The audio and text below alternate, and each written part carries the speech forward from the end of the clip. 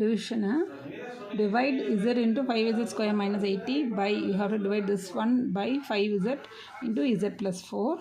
இதில் வந்து first dividend மட்டும் எடுத்துக்கணும், டிவிடெண்டை மட்டும் எடுத்துக்கணும். z into 5z square minus 80, இதை வந்து ஃபேக்டரைஸ் பண்ணிக்கணும். முதல்ல இதோட இதெல்லாம் எழுதிக்கணும். 5 into z ஸ்கொயர்னு சொல்லலாமா? இதை ஃபேக்டர்ஸ் மட்டும் ஃபஸ்ட்டு எழுதிக்கணும்.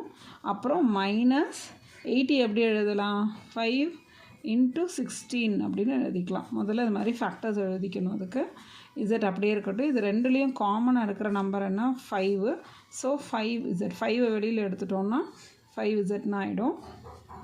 இது வந்து z ஸ்கொயர் மைனஸ் 16 வரும். z ஸ்கொயர் மைனஸ் 16 பார்த்த உடனே உங்களுக்கு ஃபேக்டரைஸ் பண்ணுறதுக்கு தெரியும். z ஸ்கொயர் மைனஸ் 16 வந்து இப்போ ஃபேக்டரைஸ் பண்ணணும். எப்படி ஃபேக்டரைஸ் பண்ணணும்னு தெரியும். இதை பார்த்தோன்னே z ஸ்கொயர் மைனஸ் 4 ஸ்கொயர் அப்படிங்கிறது நமக்கே தெரியும். இதுக்கு என்ன ஃபார்முலானும் தெரியும். a square minus b square is equal to a plus b into a minus b. இதில் a என்னது z, b என்னது 4. இது சப்ஸ்டியூட் பண்ணணும் இதில். ஸோ 5z அப்படியே வச்சுக்கோங்க. Open bracket a plus b, அப்போ z plus 4 into z minus 4. இவ்வளோ தான். இப்போது டிவிடெண்ட் அப் பண்ணியாச்சு. டிவைசர் என்ன அப்படின்னு பார்த்தா அது ரெண்டையும் டிவைட் பண்ணால் சரியாக போயிடும். 5z into z plus 4 into z minus 4 divided by,